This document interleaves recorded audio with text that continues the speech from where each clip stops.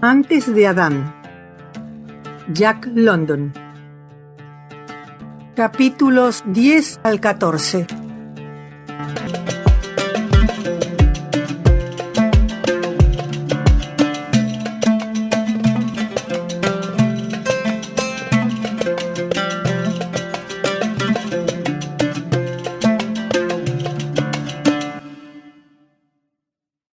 Capítulo 10. Después de habernos reído a carcajadas, Oreja Tajada y yo volvimos sobre nuestros pasos en nuestra huida y desayunamos en el pantano de arándanos. Era el mismo pantano al que había hecho mis primeros viajes en el mundo, años antes, acompañado por mi madre. En todo ese tiempo apenas la había visto. Por lo general, cuando ella visitaba la horda en las cuevas, yo estaba en el bosque. Una o dos veces había vislumbrado al charlatán en el espacio abierto y había tenido el placer de hacerle muecas y enojarlo desde la boca de mi cueva. Más allá de tales amabilidades, había dejado a mi familia severamente en paz. No estaba muy interesado en ella, y de todos modos me iba muy bien por mi cuenta. Después de comer hasta saciarnos de bayas, con 2 nidos llenos de huevos de codorniz parcialmente incubados como postre, Oreja Tajada y yo nos adentramos circunspectamente en el bosque hacia el río. Allí estaba el viejo árbol de mi hogar, del cual me había arrojado el charlatán. Todavía estaba ocupado, había aumentado la familia. Aferrado fuertemente a mi madre había un pequeño bebé. Además, había una niña, parcialmente crecida, que nos miraba cautelosamente desde una de las ramas más bajas. Evidentemente era mi hermana, o más bien media hermana. Mi madre me reconoció, pero me advirtió que me alejara cuando intenté trepar al árbol. Oreja Tajada, que era mucho más cauteloso que yo, se retiró rápidamente y no pude persuadirlo para que volviera. Más tarde, sin embargo, mi hermana bajó al suelo, y allí y en los árboles vecinos jugamos y retozamos toda la tarde. Y entonces vino el problema. Era mi hermana, pero eso no le impidió tratarme de manera abominable, ya que había heredado toda la maldad del charlatán. Se volvió contra mí repentinamente, en un ataque de ira, y me arañó, me arrancó el pelo y hundió sus afilados dientes en mi antebrazo. Perdí la paciencia. No la lastimé, pero sin duda fue la paliza más sonora que había recibido hasta entonces. ¡Cómo gritaba y lloraba! El charlatán, que había estado fuera todo el día y solo estaba regresando entonces, oyó el ruido y corrió hacia el lugar. Mi madre también corrió, pero él llegó primero. Oreja Tajada y yo no esperamos su llegada. Salimos corriendo y el charlatán nos dio la persecución de nuestras vidas a través de los árboles.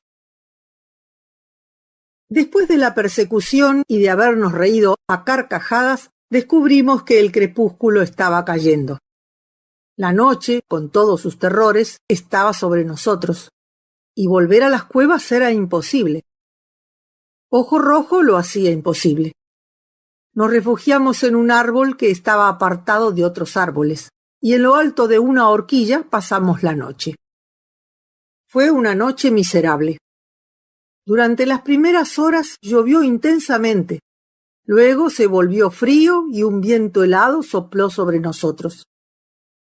Empapados, con cuerpos temblorosos y dientes castañeteando, nos acurrucamos en los brazos del otro. Echamos de menos la cueva seca y acogedora que tan rápidamente se calentaba con el calor de nuestros cuerpos. La mañana nos encontró desdichados y resueltos. No pasaríamos otra noche así. Recordando los refugios en los árboles de nuestros mayores, nos pusimos a trabajar para construir uno para nosotros. Construimos el armazón de un nido rudimentario y en horquillas más altas incluso colocamos varios palos para el techo. Luego salió el sol, y bajo su benigna influencia olvidamos las dificultades de la noche y nos fuimos en busca del desayuno. Después de eso, para mostrar la inconsecuencia de la vida en aquellos días, nos pusimos a jugar. Debió habernos tomado todo un mes, trabajando intermitentemente, construir nuestra casa en el árbol. Y luego, cuando estuvo terminada, nunca la volvimos a usar. Pero estoy adelantándome en mi historia. Cuando empezamos a jugar, después del desayuno, en el segundo día lejos de las cuevas, Oreja Tajada me condujo a través de los árboles hacia el río. Salimos a él donde un gran pantano desembocaba desde el pantano de arándanos.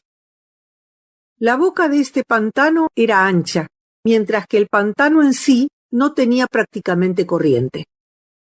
En el agua estancada, justo dentro de su boca, yacía una masa enredada de troncos de árboles. Algunos de estos, debido al desgaste por las lluvias y al estar varados durante largos veranos en bancos de arena, estaban secos y sin ramas. Flotaban alto en el agua y subían y bajaban o rodaban cuando poníamos nuestro peso sobre ellos. Aquí y allá, entre los troncos, había grietas de agua, y a través de ellas podíamos ver bancos de pececillos de agua dulce que se movían de un lado a otro. Oreja Tajada y yo nos convertimos en pescadores de inmediato. Tumbados sobre los troncos, manteniéndonos perfectamente quietos, esperando a que los pececillos se acercaran, hacíamos rápidos movimientos con las manos. Nuestros premios los comíamos en el acto, retorciéndose y húmedos. No notábamos la falta de sal. La boca del pantano se convirtió en nuestro lugar de juego favorito. Pasábamos muchas horas cada día allí pescando y jugando en los troncos, y un día aprendimos nuestras primeras lecciones de navegación. El tronco sobre el que estaba tumbado Oreja Tajada se soltó. Estaba acurrucado de lado, dormido. Una ligera brisa movió lentamente el tronco lejos de la orilla, y cuando noté su situación, la distancia ya era demasiado grande para que él saltara. Al principio, el episodio me pareció simplemente divertido, pero cuando de pronto me sobrevino una sensación de miedo, común en esa era de inseguridad perpetua, me di cuenta de mi propia soledad. Me di cuenta repentinamente de la lejanía de Oreja Tajada allá afuera, en ese elemento ajeno a pocos metros de distancia. Le llamé fuertemente, una advertencia. Se despertó asustado y al cambiar su peso de sitio hizo rodar el tronco sumergiéndolo. 3 veces más volvió a sumergirlo mientras intentaba subir de nuevo al tronco. Luego tuvo éxito y se quedó encima, agazapado, temblando de miedo. Yo no podía hacer nada, ni él tampoco. Nadar era algo que desconocíamos. Ya estábamos demasiado alejados de las formas de vida inferiores como para tener el instinto de nadar, y aún no éramos lo suficientemente humanos como para emprenderlo como la solución de un problema. Deambulé desconsoladamente por la orilla, manteniéndome tan cerca de él en sus viajes involuntarios como pude. Mientras él gemía, era un milagro que no atrajera a todos los animales cazadores de 1 kilómetro a la redonda. Las horas pasaron. El sol subió sobre nuestras cabezas y comenzó su descenso hacia el oeste. La brisa ligera se desvaneció y dejó a Oreja Tajada en su tronco flotando a unos 30 metros de distancia. Y entonces, de alguna manera, no sé cómo, Oreja Tajada hizo el gran descubrimiento. Comenzó a remar con las manos. Al principio, su progreso fue lento y errático. Luego fue capaz de enderezar el rumbo y remando laboriosamente fue acercándose. No podía entenderlo. Me senté y observé y esperé hasta que alcanzó la orilla. Él había aprendido algo, lo cual era más de lo que yo había hecho. Más tarde se lanzó deliberadamente desde la orilla sobre el tronco. Luego me persuadió a unirme a él, y yo también aprendí el truco de remar. Durante los siguientes días no pudimos alejarnos del pantano. Tan absorto estábamos en nuestro nuevo juego que casi descuidamos comer. Incluso dormíamos en un árbol cercano por la noche y olvidamos que Ojo Rojo existía. Siempre estábamos probando nuevos troncos y aprendimos que cuanto más pequeño era el tronco, más rápido podíamos hacerlo avanzar. También aprendimos que cuanto más pequeño era el tronco, más probable era que se volcara y nos diera un chapuzón. Aún aprendimos otra cosa sobre los troncos pequeños. Un día remamos nuestros troncos individuales uno al lado del otro, y entonces, por accidente, en el curso del juego, descubrimos que cuando cada uno, con una mano y un pie, se aferraba al tronco del otro, los troncos se estabilizaban y no se volvían. Tumbados uno al lado del otro en esta posición, nuestras manos y pies exteriores quedaban libres para remar. Nuestro último descubrimiento fue que esta disposición nos permitía usar troncos aún más pequeños y así ganar mayor velocidad. Y ahí terminaron nuestros descubrimientos. Habíamos inventado el catamarán más primitivo y no teníamos suficiente inteligencia para saberlo. Nunca se nos ocurrió atar los troncos con lianas resistentes o raíces fibrosas. Estábamos contentos de mantener los troncos juntos con nuestras manos y pies. No fue hasta que superamos nuestro primer entusiasmo por la navegación y comenzamos a regresar a nuestro refugio en el árbol para dormir por la noche que encontramos a la veloz. La vi primero recolectando bellotas jóvenes de las ramas de un gran roble cerca de nuestro árbol. Era muy tímida. Al principio se quedó muy quieta, pero cuando vio que la habíamos descubierto, bajó al suelo y corrió salvajemente. La vimos ocasionalmente durante el día y llegamos a esperarla cuando viajábamos de un lado a otro entre nuestro árbol y la boca del pantano. Y luego, un día, no huyó. Esperó nuestra llegada e hizo suaves sonidos de paz. Sin embargo, no pudimos acercarnos mucho. Cuando parecía que nos acercábamos demasiado, salía corriendo, y desde una distancia segura volvía a emitir esos suaves sonidos. Esto continuó durante varios días.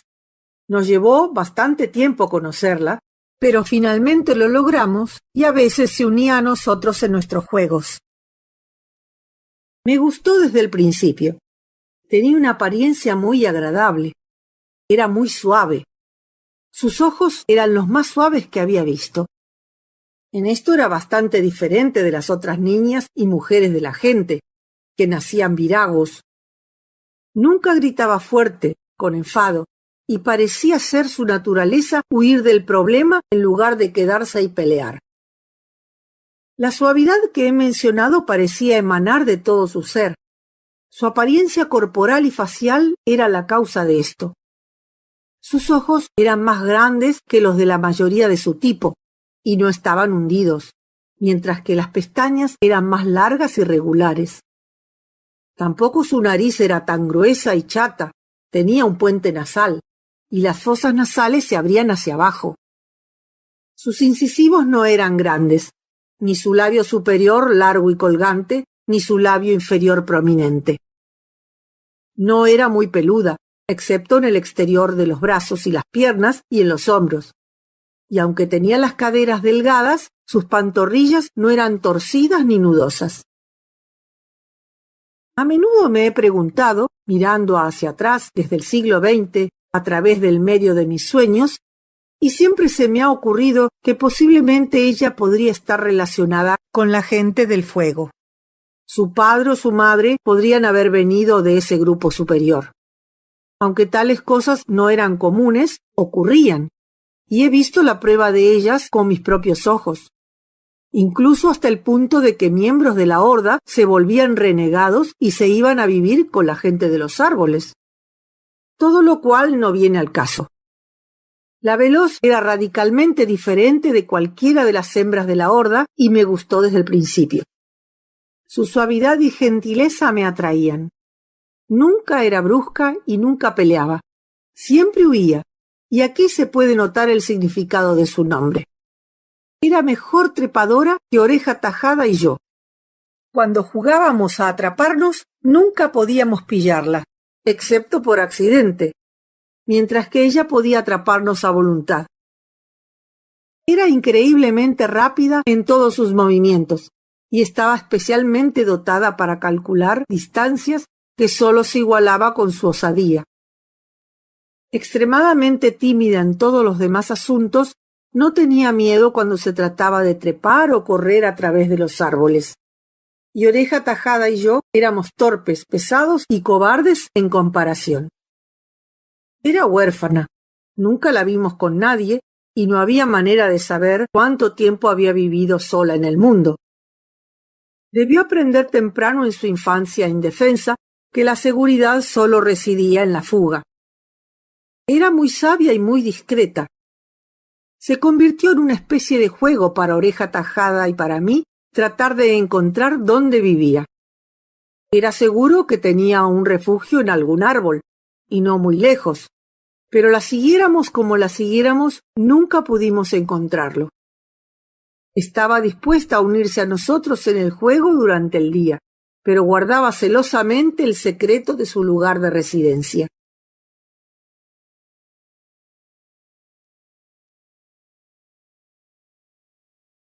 Capítulo 11.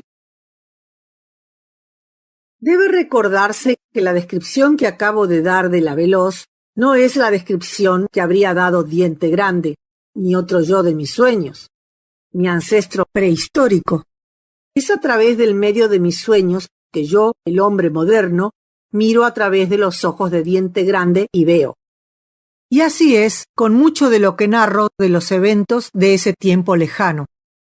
Hay una dualidad en mis impresiones que es demasiado confusa para imponer a mis lectores.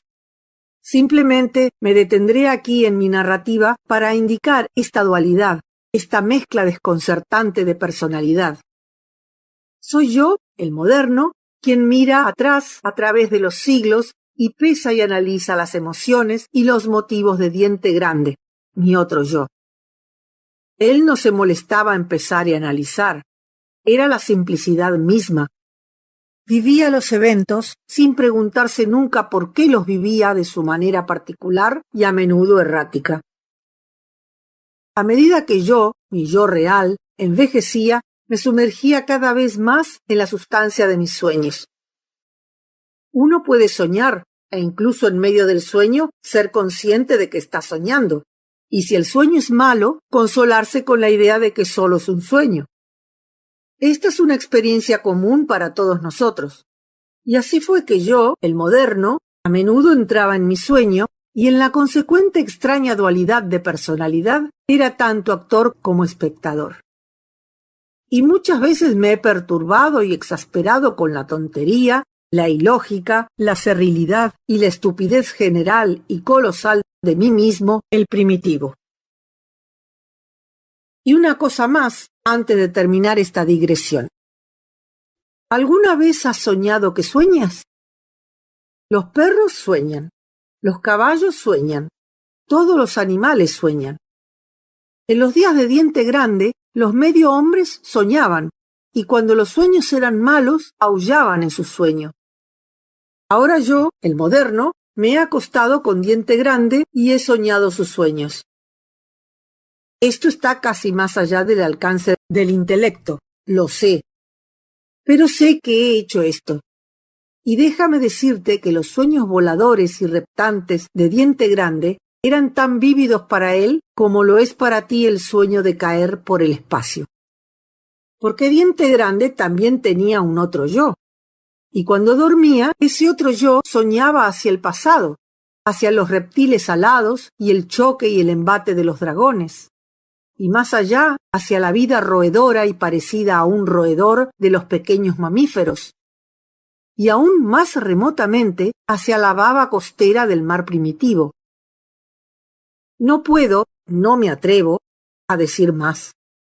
Todo es demasiado vago y complicado y terrible. Solo puedo insinuar ese panorama vasto y terrorífico a través del cual he vislumbrado vagamente la progresión de la vida. No hacia arriba, desde el simio al hombre, sino desde que éramos gusanos. Y ahora volvamos a mi historia. Yo, Diente Grande, no conocía a la veloz como una criatura de mayor simetría facial y corporal, con ojos de largas pestañas y un puente en su nariz, y fosas nasales que se abrían hacia abajo, tendiendo hacia la belleza. Solo la conocía como la joven de ojos suaves que hacía sonidos suaves y no peleaba. Me gustaba jugar con ella, no sabía por qué, buscar comida en su compañía e ir a los nidos de pájaros con ella. Y debo confesar que me enseñó cosas sobre trepar árboles. Era muy sabia, muy fuerte, y no había faldas que la obstaculizaran. Fue en esta época que surgió una pequeña deserción por parte de Oreja Tajada. Se acostumbró a vagar en la dirección del árbol donde vivía mi madre. Le había tomado gusto a mi feroz hermana, y el charlatán había llegado a tolerarlo. Además, había varios otros jóvenes, descendientes de las parejas monógamas, que vivían en el vecindario, y Oreja Tajada jugaba con estos jóvenes. Nunca pude conseguir que la veloz se uniera a ellos. Cada vez que los visitaba, ella se rezagaba y desaparecía. Recuerdo una vez haber hecho un gran esfuerzo para persuadirla, pero ella lanzaba miradas ansiosas hacia atrás. Luego se retiraba, llamándome desde un árbol. Así fue que no solía acompañar a Oreja Tajada cuando iba a visitar a sus nuevos amigos. La veloz y yo éramos buenos camaradas, pero, por más que lo intentara, nunca pude encontrar su refugio en el árbol. Sin duda, si no hubiera pasado nada, pronto nos habríamos emparejado, ya que nuestro gusto era mutuo. Pero algo sucedió. Una mañana, la veloz no había aparecido, y Oreja Tajada y yo estábamos en la desembocadura del pantano jugando en los troncos. Apenas habíamos salido al agua cuando nos sorprendió un rugido de furia. Era Ojo Rojo. Estaba agazapado en el borde del amontonamiento de madera y nos miraba con odio. Estábamos muy asustados, pues allí no había una cueva de boca estrecha para refugiarnos. Pero los 20 pies de agua entre nosotros nos daban seguridad temporal y recobramos el valor. Ojo Rojo se puso de pie erguido y comenzó a golpear su pecho peludo con el puño. Nuestros dos troncos estaban uno al lado del otro y nos sentamos en ellos y nos reímos de él. Al principio, nuestra risa era a medias teñida de miedo, pero a medida que nos convencimos de su impotencia, nos volvimos más estruendosos. Se enfureció y rechinó los dientes en una furia impotente. Y en nuestra falsa seguridad lo burlamos una y otra vez. Nosotros, la gente, éramos siempre cortos de vista. Ojo Rojo cesó abruptamente de golpearse el pecho y rechinar los dientes y corrió a través del amontonamiento de madera hacia la orilla. Y abruptamente nuestra alegría dio paso a la consternación. No era el estilo de Ojo Rojo renunciar a la venganza tan fácilmente. Esperamos con miedo y temblor lo que fuera a suceder. Nunca se nos ocurrió remar lejos. Regresó dando grandes saltos a través del amontonamiento, una enorme mano llena de guijarros redondeados por el agua. Me alegra que no pudiera encontrar misiles más grandes, como piedras de 2 o 3 libras, porque estábamos a no más de 20 pies de distancia y seguramente nos habría matado. De todos modos, estábamos en no poco peligro. ¡Zas! Un pequeño guijarro pasó zumbando con la fuerza casi de una bala. Oreja Tajada y yo comenzamos a remar frenéticamente. ¡Zas! ¡Zas! ¡Bum! Oreja Tajada gritó de dolor repentino. El guijarro lo había golpeado entre los hombros. Luego me golpeó uno a mí y grité. Lo único que nos salvó fue el agotamiento de la munición de Ojo Rojo.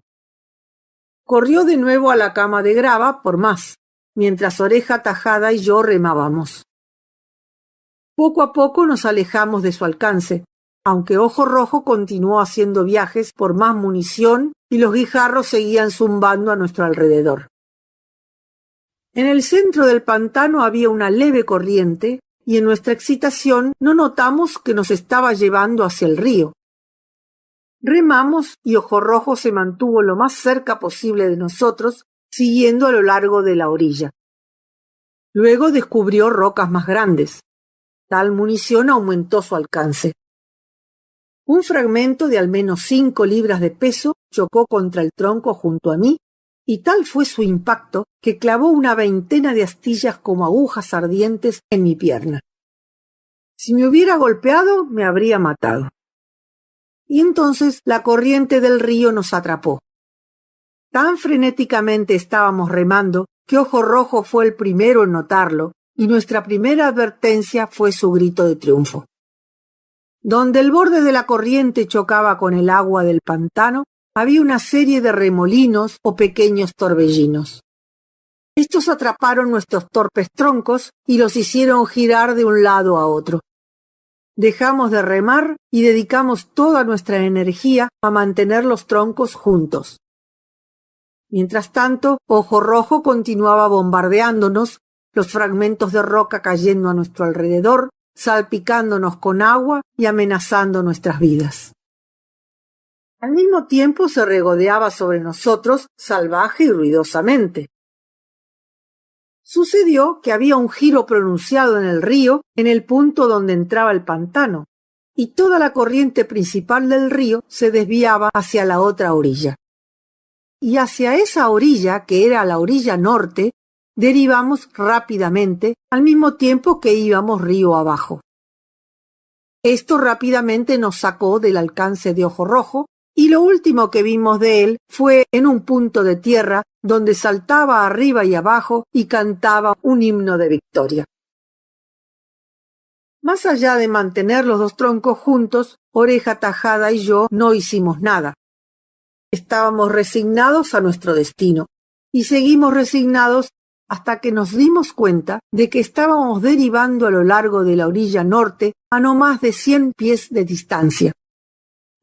Comenzamos a remar hacia ella. Justo entonces, la fuerza de la corriente empezó a tirar de regreso a la orilla sur, así que remamos con fuerza para cruzar por encima de donde la corriente era más rápida y estrecha. Antes de darnos cuenta, estábamos fuera de ella y en un remanso tranquilo. Nuestros troncos derivaron lentamente y finalmente encallaron suavemente en la orilla. Oreja Tajada y yo desembarcamos. Los troncos continuaron su deriva fuera del remanso y se alejaron río abajo. Nos miramos, pero no reímos. Estábamos en una tierra extraña y no se nos ocurrió que podríamos regresar a nuestra propia tierra de la misma manera que habíamos llegado. Habíamos aprendido a cruzar un río, aunque no lo sabíamos. Y esto era algo que ninguno de la gente había hecho antes. Éramos los primeros de la gente en poner pie en la orilla norte del río, y por lo que sé, creo que los últimos. Es indudable que lo habrían hecho en el tiempo por venir, pero la migración de la gente del fuego y la consiguiente migración de los supervivientes de la gente retrasaron nuestra evolución durante siglos. De hecho, no hay forma de saber cuán desastroso fue el resultado de la migración de la gente del fuego. Personalmente me inclino a creer que provocó la destrucción de la gente. Que nosotros, una rama de la vida inferior que empezaba a desarrollarse hacia lo humano, fuimos truncados y perecimos junto a la costa rugiente donde el río desembocaba en el mar. Por supuesto, si esto fue lo que sucedió, he de explicar el porqué de mi existencia. Pero no quiero adelantarme en mi historia, y lo explicaré todo antes de concluir el relato.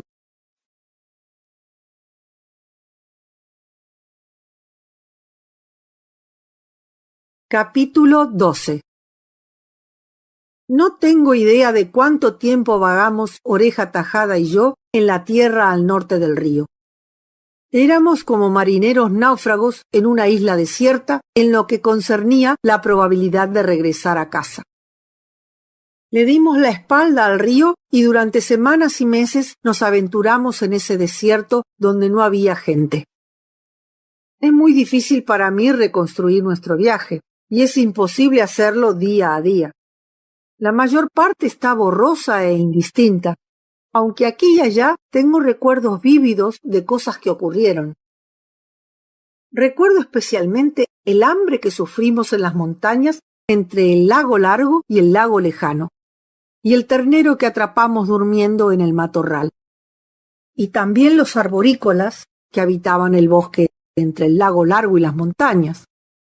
Fueron ellos quienes nos persiguieron hacia las montañas y nos obligaron a viajar hasta el lago lejano. Primero, después de dejar el río, nos dirigimos hacia el oeste hasta llegar a un pequeño arroyo que fluía a través de pantanos.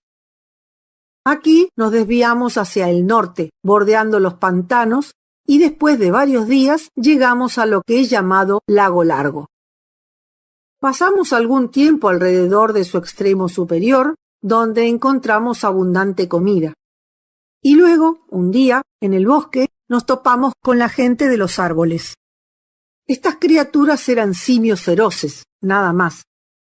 Sin embargo, no eran tan diferentes de nosotros.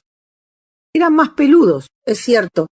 Sus piernas eran un poco más torcidas y nudosas. Sus ojos un poco más pequeños. Sus cuellos un poco más gruesos y cortos. Y sus fosas nasales un poco más parecidas a orificios en una superficie hundida. Pero no tenían pelo en la cara, ni en las palmas de las manos, ni en las plantas de los pies, y emitían sonidos similares a los nuestros, con significados algo parecidos. Después de todo, la gente de los árboles y la gente no eran tan diferentes. Yo lo vi primero.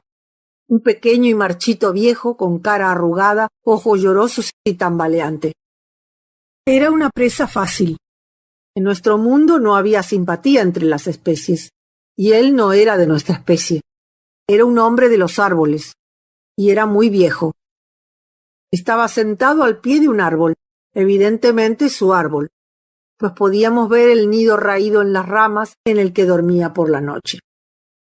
Se lo señalé a oreja tajada y corrimos hacia él. Empezó a trepar, pero era demasiado lento. Lo agarré por la pierna y lo arrastré de vuelta. Entonces nos divertimos. Lo pellizcamos, le tiramos del pelo, le retorcimos las orejas y le clavamos ramas, y todo el tiempo reímos con los ojos llorosos. Su ira inútil era lo más absurdo. Era un espectáculo cómico, esforzándose por avivar las frías cenizas de su juventud, para resucitar su fuerza muerta y perdida por el paso de los años, haciendo caras lamentables en lugar de las feroces que pretendía, rechinando sus dientes gastados, golpeando su pecho escuálido con puños débiles. Además tenía tos y jadeaba, carraspeaba y resoplaba prodigiosamente. Cada vez que intentaba trepar al árbol, lo arrastrábamos de vuelta hasta que finalmente se rindió a su debilidad y no hizo más que sentarse y llorar. Y Oreja Tajada y yo nos sentamos con él, con los brazos alrededor del otro, y nos reímos de su desdicha. De llorar pasó a gimotear, y de gimotear a lamentarse, hasta que finalmente logró gritar. Esto nos alarmó, pero cuanto más tratábamos de hacerlo callar, más fuerte gritaba.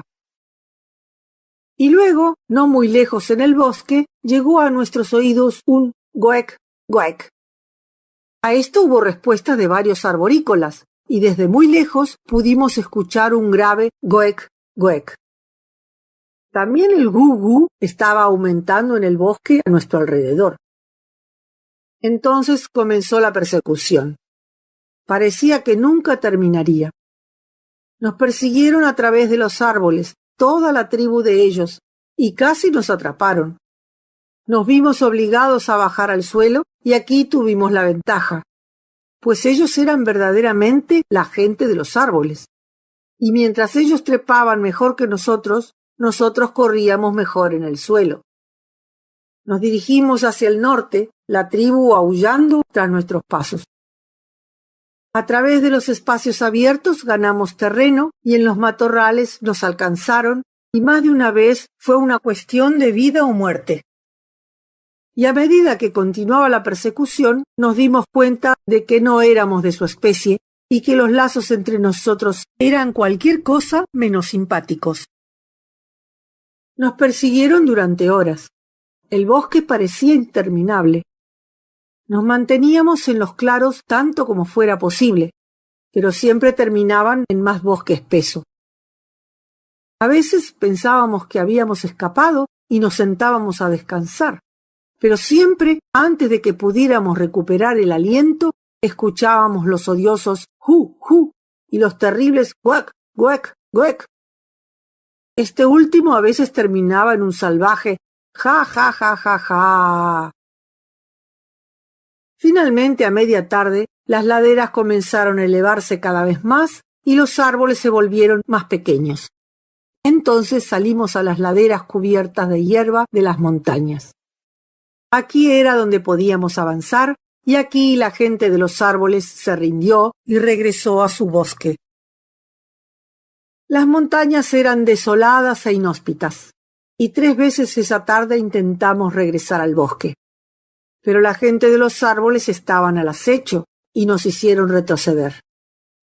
Oreja Tajada y yo dormimos esa noche en un árbol enano no más grande que un arbusto. Aquí no había seguridad y habríamos sido una presa fácil para cualquier animal cazador que pasara. Por la mañana, debido al nuevo respeto que habíamos ganado por la gente de los árboles, nos adentramos en las montañas.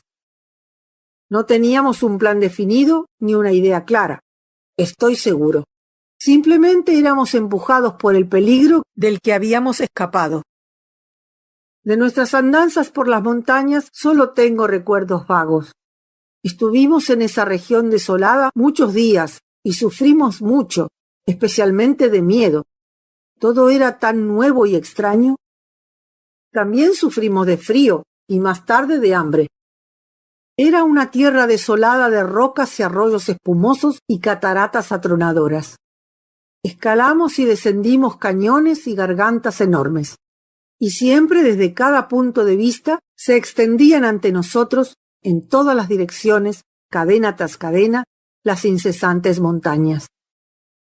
Dormíamos por la noche en agujeros y grietas, y una noche fría nos encaramamos en la cima de una delgada aguja de roca que era casi como un árbol. Y luego, por fin, un mediodía caluroso, mareados de hambre, llegamos a la divisoria. Desde esta alta columna vertebral de la tierra, hacia el norte, a través de las cadenas decrecientes y descendentes, vislumbramos un lago lejano. El sol brillaba sobre él y alrededor había llanuras abiertas y niveladas, mientras que hacia el este vimos la línea oscura de un extenso bosque. Nos tomó 2 días llegar al lago y estábamos débiles por el hambre, pero en su orilla, durmiendo cómodamente en un matorral, encontramos un ternero a medio crecer. Nos dio mucho trabajo, pues no conocíamos otra forma de matar que con nuestras manos. Cuando nos hartamos, llevamos el resto de la carne hacia el bosque oriental y la escondimos en un árbol. Nunca regresamos a ese árbol, pues la orilla del arroyo que drenaba el lago lejano estaba repleta de salmones que habían subido del mar para desovar. Hacia el oeste del lago se extendían las llanuras, y allí había multitudes de bisontes y ganado salvaje. También había muchas manadas de perros salvajes, y como no había árboles, no era un lugar seguro para nosotros. Seguimos hacia el norte a lo largo del arroyo durante días. Luego, y por qué razón no lo sé, nos desviamos abruptamente hacia el este, y luego hacia el sureste, a través de un gran bosque.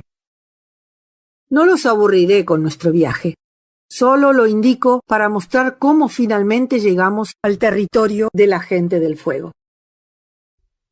Salimos al río, pero no sabíamos que era nuestro río.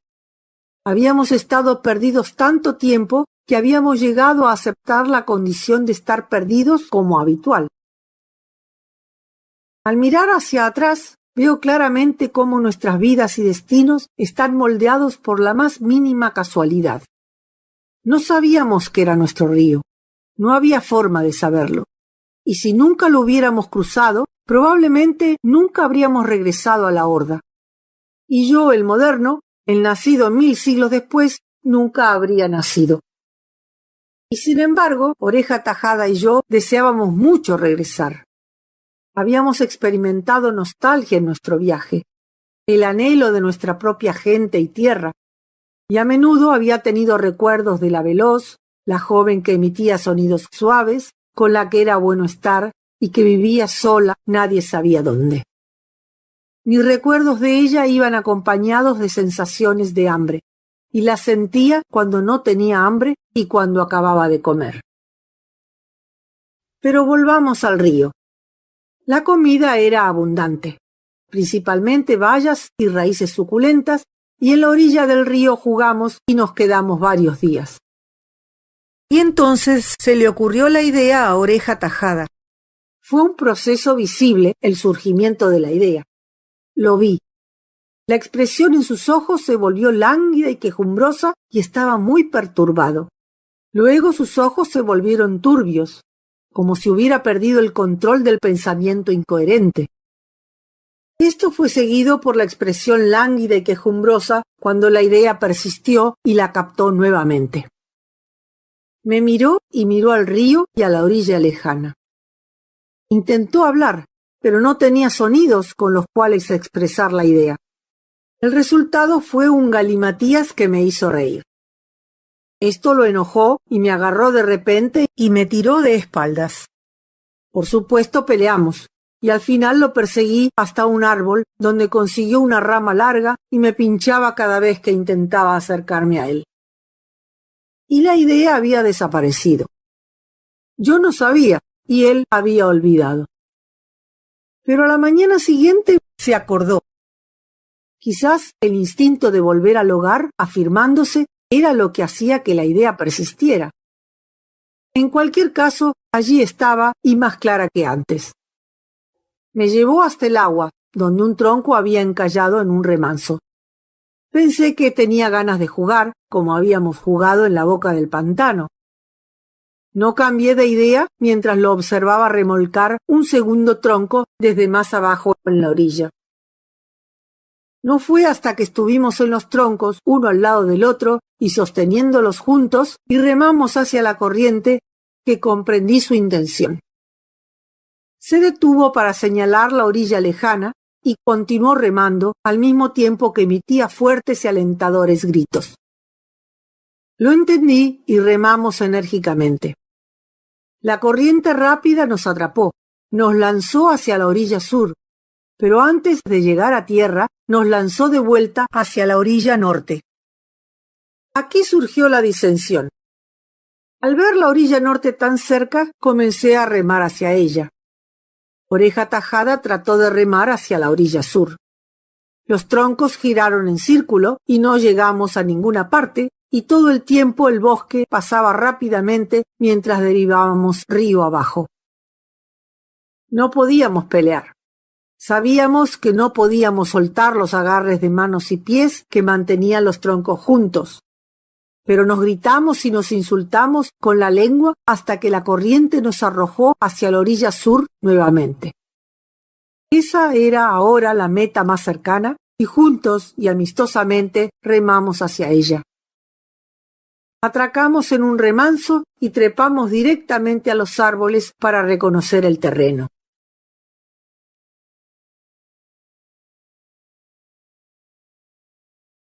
Capítulo 13. No fue hasta la noche de nuestro primer día en la orilla sur del río que descubrimos a la gente del fuego. Debía de ser un grupo de cazadores errantes que acampaban no lejos del árbol en el que Oreja Tajada y yo habíamos decidido refugiarnos por la noche. Al principio, las voces de la gente del fuego nos alarmaron, pero más tarde, cuando cayó la oscuridad, nos atrajo el fuego. Nos deslizamos cautelosa y silenciosamente de árbol en árbol hasta que conseguimos una buena vista de la escena. En un espacio abierto entre los árboles, cerca del río, el fuego ardía. Alrededor había media docena de hombres del fuego. Oreja Tajada me agarró de repente y sentí cómo temblaba. Miré más de cerca y vi al pequeño y arrugado cazador que había disparado a diente roto años antes. Cuando se levantó y caminó, echando leña fresca al fuego, vi que cojeaba con su pierna lisiada. Fuera lo que fuese, era una lesión permanente. Parecía más seco y arrugado que nunca, y el pelo de su cara era bastante gris. Los otros cazadores eran hombres jóvenes. Me fijé que junto a ellos, tirados en el suelo, estaban sus arcos y flechas, y reconocí que eran armas. Los hombres del fuego llevaban pieles de animales alrededor de la cintura y sobre los hombros. Sin embargo, sus brazos y piernas estaban descubiertos y no llevaban calzado. Como he dicho antes, no eran tan peludos como nosotros, la gente. No tenían cabezas grandes, y entre ellos y la gente había muy poca diferencia en el grado de inclinación de la cabeza hacia atrás desde los ojos. Estaban menos encorvados que nosotros, menos elásticos en sus movimientos. Sus columnas vertebrales, caderas y articulaciones de las rodillas parecían más rígidas. Sus brazos tampoco eran tan largos como los nuestros, y no noté que se equilibraran cuando caminaban, tocando el suelo a ambos lados con las manos. Además, sus músculos eran más redondeados y simétricos que los nuestros, y sus caras eran más agradables. Sus fosas nasales se abrían hacia abajo, del mismo modo los puentes de sus narices estaban más desarrollados, no parecían tan aplastados ni aplastados como los nuestros. Sus labios eran menos flácidos y colgantes, y sus dientes caninos no parecían tanto colmillos. Sin embargo, tenían las caderas igual de estrechas que nosotros, y no pesaban mucho más. En resumen, eran menos diferentes de nosotros de lo que nosotros éramos de la gente de los árboles. Ciertamente los tres tipos estaban relacionados, y no tan remotamente relacionados. El fuego alrededor del cual se sentaban era especialmente atractivo. Oreja Tajada y yo nos sentamos durante horas mirando las llamas y el humo. Era más fascinante cuando echaban más leña y lluvias de chispas volaban hacia arriba. Quería acercarme más y mirar el fuego, pero no había manera. Estábamos agazapados en las horquillas de un árbol en el borde del espacio abierto, y no nos atrevimos a correr el riesgo de ser descubiertos. Los hombres del fuego se agachaban alrededor del fuego y dormían con la cabeza inclinada hacia adelante sobre las rodillas. No dormían profundamente. Sus orejas se movían durante el sueño y estaban intranquilos. De vez en cuando, uno u otro se levantaba y echaba más leña al fuego. Alrededor del círculo de luz en el bosque, en la oscuridad más allá, rondaban animales cazadores. Oreja Tajada y yo podíamos distinguirlos por sus sonidos. Había perros salvajes y una hiena, y durante un tiempo se oyó un gran aullido y gruñido que despertó en el acto a todo el círculo de hombres del fuego. Un león y una leona se pararon debajo de nuestro árbol y miraron con pelo erizado y ojos parpadeantes. El león se relamió y estaba nervioso, como si quisiera avanzar y darse un festín. Pero la leona era más cautelosa. Fue ella quien nos descubrió y la pareja se quedó mirando hacia arriba en silencio, con las narices palpitantes y olfateando. Luego gruñeron, miraron una vez más el fuego y se alejaron hacia el bosque. Por mucho más tiempo, Oreja Tajada y yo permanecimos mirando. De vez en cuando podíamos escuchar el crujido de cuerpos pesados en los matorrales y la maleza, y desde la oscuridad del otro lado, a través del círculo, podíamos ver ojos brillando en la luz del fuego. A la distancia escuchamos rugir a un león, y desde muy lejos llegó el grito de algún animal herido, chapoteando y forcejeando en un abrevadero. También desde el río llegó un gran gruñido de rinocerontes. Por la mañana, después de haber dormido, volvimos al fuego. Todavía humeaba, y los hombres del fuego se habían ido. Dimos una vuelta por el bosque para asegurarnos, y luego corrimos hacia el fuego. Quería ver cómo era, y entre el pulgar y el índice tomé un carbón encendido. Mi grito de dolor y miedo al soltarlo hizo que Oreja Tajada huyera a los árboles. Su huida me asustó, y también yo salí corriendo. La siguiente vez volvimos más cautelosamente y evitamos los carbones encendidos. Nos pusimos a imitar a los hombres del fuego. Nos agachamos junto al fuego y con las cabezas inclinadas sobre las rodillas fingimos dormir. Luego imitamos su habla, hablándonos entre nosotros a su manera y soltando grandes incoherencias. Recordé haber visto al cazador arrugado avivar el fuego con un palo. Avivé el fuego con un palo, levantando masas de carbones encendidos y nubes de cenizas blancas. Esto resultó un gran juego y pronto estuvimos cubiertos de cenizas. Era inevitable que imitáramos a los hombres del fuego al reavivar el fuego.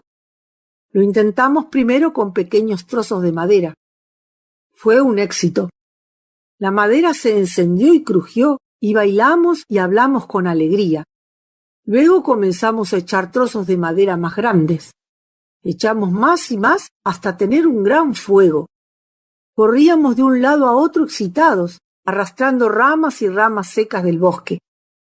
Las llamas se elevaban más y más, y la columna de humo superaba en altura a los árboles. La hoguera chasqueaba, crujía, crepitaba. Fue la obra más monumental que habíamos logrado con nuestras manos y estábamos orgullosos de ello. También éramos hombres del fuego, pensábamos, mientras bailábamos allí como gnomos blancos. La hierba seca y los matorrales se incendiaron, pero no nos dimos cuenta. De repente, un gran árbol en el borde del espacio abierto estalló en llamas. Lo miramos con ojos asustados. Su calor nos hizo retroceder. Otro árbol se encendió, y otro, y luego media docena. Estábamos asustados. El monstruo se había desatado.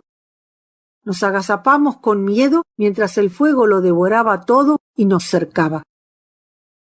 En los ojos de Oreja Tajada apareció la mirada triste que siempre acompañaba a la incomprensión.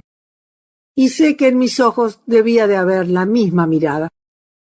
Nos acurrucamos con los brazos alrededor del otro hasta que el calor comenzó a alcanzarnos y el olor a pelo quemado llegó a nuestras narices. Entonces hicimos un esfuerzo y huimos hacia el oeste a través del bosque, mirando hacia atrás y riendo mientras corríamos. A mediodía llegamos a un istmo, hecho, como luego descubrimos, por una gran curva del río que casi completaba el círculo. Justo a través del istmo se agrupaban varias colinas bajas y parcialmente pobladas. Las escalamos mirando hacia atrás, al bosque, que se había convertido en un mar de llamas que avanzaba hacia el este con un viento creciente. Continuamos hacia el oeste, siguiendo la orilla del río, y antes de darnos cuenta estábamos en medio del lugar de residencia de los hombres del fuego. Este lugar de residencia era una selección estratégica espléndida. Era una península protegida en 3 lados por el río Curvo. Solo en un lado era accesible por tierra. Este era el estrecho cuello de la península y ahí las varias colinas bajas eran un obstáculo natural. Prácticamente aislada del resto del mundo, los hombres del fuego debieron haber vivido y prosperado aquí durante mucho tiempo. De hecho, creo que fue su prosperidad la responsable de la subsiguiente migración que causó tal calamidad a la gente. Los hombres del fuego debieron aumentar tanto en número que debían sentirse hacinados en los límites de su hábitat. Se estaban expandiendo y en el curso de su expansión se instalaron en las cuevas y ocuparon el territorio que nosotros habíamos ocupado. Pero Oreja Tajada y yo no imaginábamos todo esto cuando nos encontramos en la fortaleza de los hombres del fuego. Solo teníamos una idea y era escapar, aunque no pudimos evitar satisfacer nuestra curiosidad mirando el pueblo. Por primera vez vimos a las mujeres y los niños de los hombres del fuego. Los últimos corrían en su mayoría desnudos, aunque las primeras llevaban pieles de animales salvajes. Los hombres del fuego, como nosotros, vivían en cuevas. El espacio abierto frente a las cuevas descendía hasta el río y en él ardían muchos pequeños fuegos. Pero si la gente del fuego cocinaba su comida o no, no lo sé. Oreja Tajada y yo no los vimos cocinar. Sin embargo, es mi opinión que seguramente debieron realizar algún tipo de cocción rudimentaria. Al igual que nosotros, llevaban agua en calabazas desde el río. Había mucho ir y venir y fuertes gritos de las mujeres y los niños. Estos últimos jugaban y hacían travesuras de manera bastante similar a los niños de la gente, y se parecían más a los niños de la gente que los adultos de la gente del fuego a los adultos de la gente. Oreja Tajada y yo no nos entretuvimos mucho. Vimos a algunos de los muchachos disparando con arco y flecha y nos escabullimos de nuevo en el bosque más espeso y nos dirigimos al río.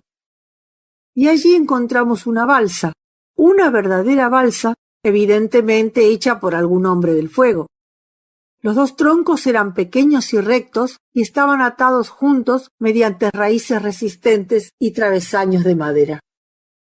Esta vez la idea se nos ocurrió simultáneamente.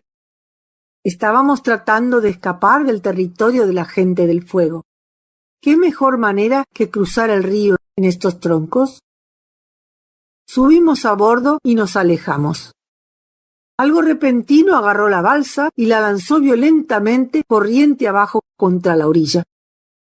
La parada abrupta casi nos hizo caer al agua. La balsa estaba atada a un árbol con una cuerda de raíces torcidas. La desatamos antes de alejarnos de nuevo. Para cuando habíamos remado bien hacia la corriente, habíamos derivado tan lejos río abajo que estábamos a la vista completa del lugar de residencia de la gente del fuego.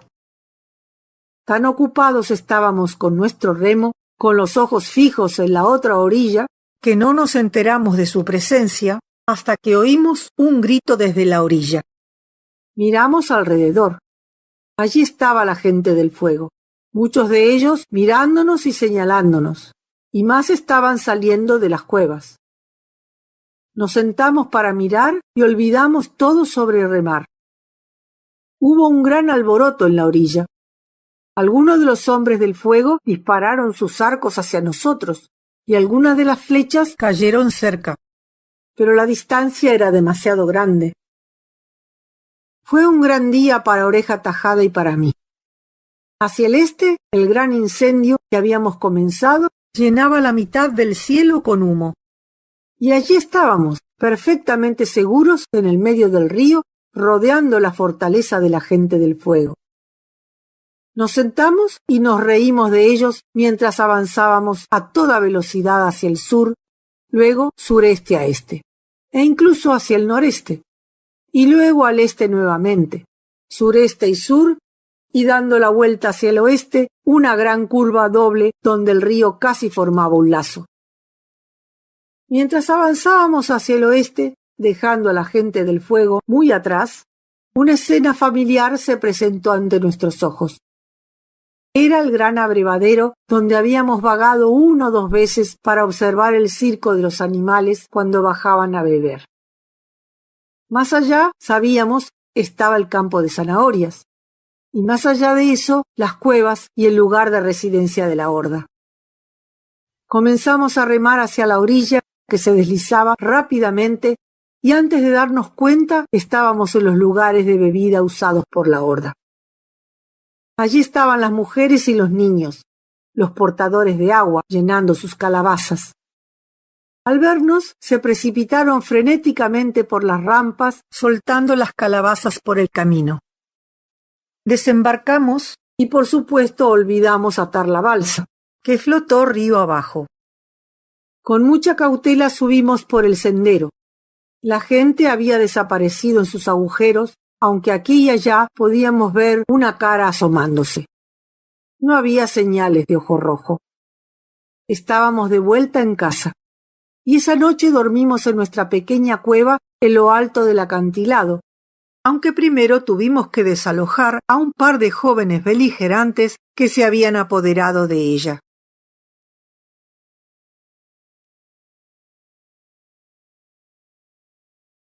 Capítulo 14. Los meses pasaron. El drama y la tragedia del futuro aún no habían llegado al escenario, y mientras tanto machacábamos nueces y vivíamos. Fue un buen año, recuerdo, para las nueces. Solíamos llenar calabazas con nueces y llevarlas a los lugares de machacado.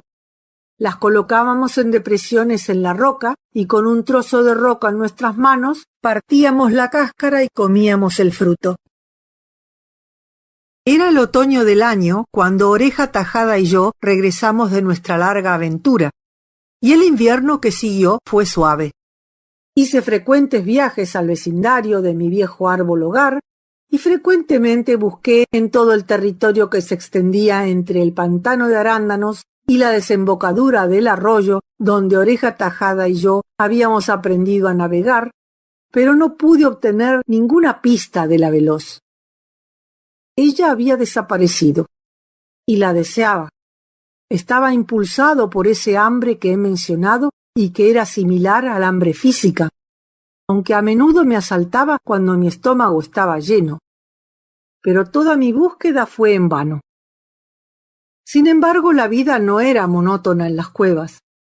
Había que considerar a Ojo Rojo. Oreja Tajada y yo nunca conocíamos un momento de descanso, excepto cuando estábamos en nuestra propia pequeña cueva. A pesar de la ampliación que habíamos hecho en la entrada, aún nos costaba pasar, y aunque de vez en cuando seguíamos agrandándola, aún era demasiado pequeña para el monstruoso cuerpo de Ojo Rojo. Pero nunca más asaltó nuestra cueva. Había aprendido bien la lección, y llevaba en el cuello un bulto prominente que mostraba dónde lo había golpeado con la roca. Ese bulto nunca desapareció, y era lo suficientemente prominente como para verse a distancia. A menudo me deleitaba enormemente al observar esa evidencia de mi trabajo, y a veces, cuando estaba seguro de estar a salvo, la vista de eso me hacía reír. Aunque nadie de la horda habría acudido a nuestro rescate si Ojo Rojo hubiera procedido a despedazar a Oreja Tajada y a mí ante sus ojos, no obstante simpatizaban con nosotros. Posiblemente no era simpatía, sino la forma en que expresaban su odio hacia Ojo Rojo. De cualquier manera, siempre nos advertían de su acercamiento, ya fuera en el bosque, en el abrevadero o en el espacio abierto frente a las cuevas, siempre eran rápidos para advertirnos. Así teníamos la ventaja de muchos ojos en nuestra disputa con Ojo Rojo, el atávico. Una vez casi me atrapa. Era temprano en la mañana y la gente aún no se había levantado. La sorpresa fue completa. Me cortó el paso hacia mi cueva. Antes de darme cuenta, había corrido hacia la cueva doble, la cueva donde Oreja Tajada primero me había eludido muchos años antes y donde el viejo Dientes de Sable acabó humillado cuando persiguió a dos de la gente. Cuando atravesé el pasaje entre las dos cuevas, descubrí que Ojo Rojo no me estaba siguiendo. Al momento siguiente, irrumpió en la cueva desde el exterior. Volví a deslizarme por el pasaje, y él volvió a salir y entrar tras de mí. Simplemente repetí mi actuación de deslizarme por el pasaje. Me mantuvo allí medio día antes de rendirse. Después de eso, cuando Oreja Tajada y yo estábamos razonablemente seguros de llegar a la cueva doble, no nos retirábamos por el acantilado a nuestra propia cueva cuando Ojo Rojo aparecía. Todo lo que hacíamos era mantener un ojo en él y asegurarnos de que no cortara nuestra línea de retirada. Fue durante este invierno cuando Ojo Rojo mató a su última esposa con abusos y repetidas palizas. Lo he llamado atávico, pero en esto era peor que atávico, porque los machos de los animales inferiores no maltratan ni asesinan a sus compañeras. En esto creo que Ojo Rojo, a pesar de sus enormes tendencias atávicas, prefiguraba la llegada del hombre del futuro, porque son los machos de la especie humana los únicos que asesinan a sus compañeras. Como era de esperar, al deshacerse de una esposa, Ojo Rojo procedió a conseguir otra. Se decidió por la cantante. Era la nieta del viejo Hueso Molleja y la hija del Lampiño. Era una joven muy dada a cantar en la boca de su cueva al anochecer y recientemente se había emparejado con Pierna Torcida. Él era un individuo tranquilo que no molestaba a nadie y no era dado a las disputas con sus compañeros. No era un luchador. Era pequeño y delgado y no con piernas tan ágiles como el resto de nosotros.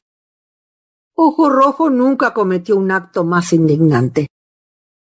Fue en la tranquilidad del final del día cuando comenzamos a congregarnos en el espacio abierto antes de subir a nuestras cuevas. De repente, la cantante subió corriendo una rampa desde un abrevadero, perseguida por Ojo Rojo. Corrió hacia su esposo. El pobre Pierna Torcida estaba terriblemente asustado, pero era un héroe. Sabía que la muerte estaba sobre él, pero no huyó. Se levantó y gritó, se erizó y mostró sus dientes. Ojo Rojo rugió de rabia. Era una ofensa para él que cualquiera de la gente se atreviera a enfrentarlo. Agarró a Pierna Torcida por el cuello. Este último hundió sus dientes en el brazo de Ojo Rojo, pero al momento siguiente, con el cuello roto, Pierna Torcida se retorcía y convulsionaba en el suelo. La cantante chillaba y balbuceaba. Ojo Rojo la agarró por el cabello y la arrastró hacia su cueva. La trató con rudeza cuando comenzó la subida. Estábamos muy enojados, locamente, ruidosamente enojados. Golpeando nuestros pechos, erizándonos y rechinando nuestros dientes, nos agrupamos. Sentimos el estímulo del instinto gregario, la unión como para una acción, el impulso hacia la cooperación. De manera vaga, esta necesidad de acción unida se nos impuso, pero no había manera de satisfacer esa necesidad porque no teníamos manera de expresarlo. No nos decidimos a destruir juntos a Ojo Rojo porque nos faltaba un vocabulario. Nuestros pensamientos vagos no tenían símbolos. Estos símbolos estaban aún por ser inventados lenta y dolorosamente.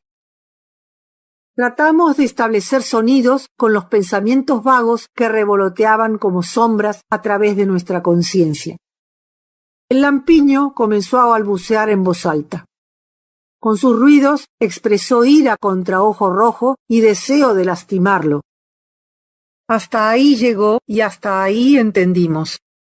Pero cuando trató de expresar el impulso cooperativo que lo agitaba, sus ruidos se convirtieron en galimatías. Entonces Gran Cara, con el ceño fruncido y golpeando su pecho, comenzó a balbucear. Uno tras otro nos unimos a la orgía de furia, hasta que incluso el viejo Hueso Molleja estaba murmurando y farfullando con su voz quebrada y labios marchitos. Alguien tomó un palo y comenzó a golpear un tronco. En un momento había establecido un ritmo.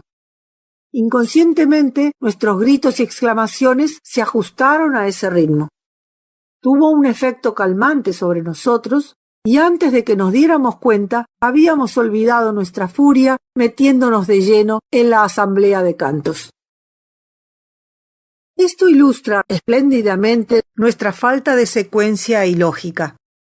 Aquí estábamos, unidos por una rabia mutua y el impulso hacia la cooperación, llevados al olvido por el establecimiento de un ritmo rudimentario.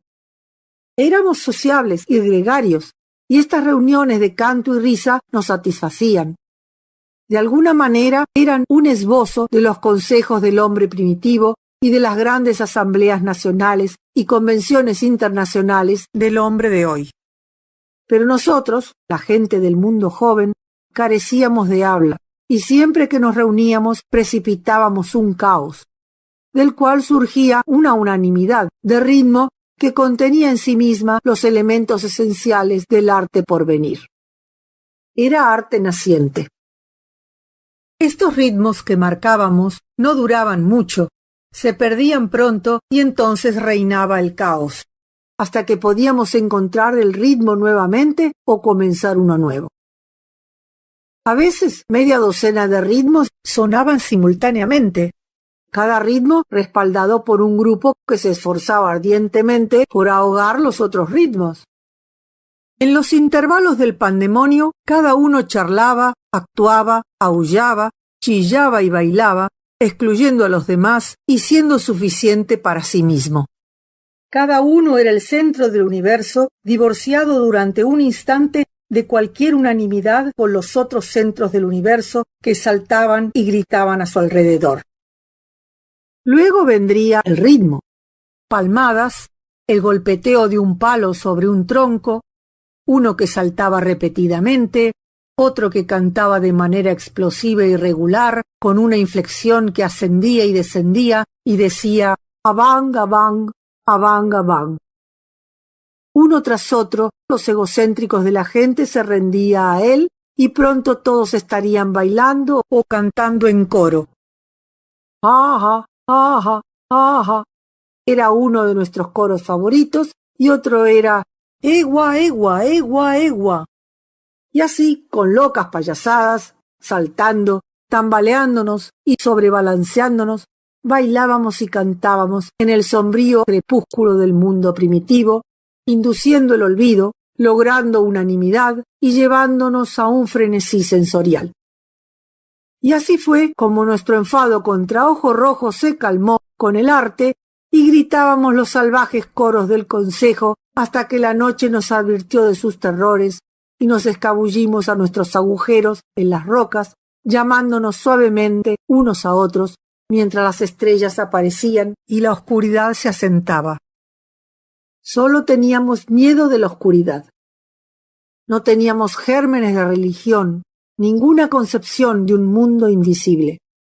Solo conocíamos el mundo real, y las cosas que temíamos eran cosas reales, los peligros concretos, los animales de carne y hueso que nos cazaban. Eran ellos los que nos hacían temer la oscuridad, porque la oscuridad era el tiempo de los animales cazadores. Era entonces cuando salían de sus guaridas y se lanzaban sobre uno desde la oscuridad en la que acechaban invisibles.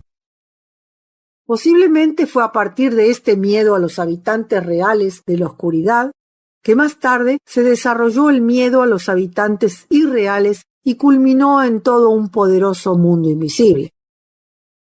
A medida que crecía la imaginación, es probable que el miedo a la muerte aumentara hasta que la gente que estaba por venir proyectara este miedo en la oscuridad y la llenara de espíritus.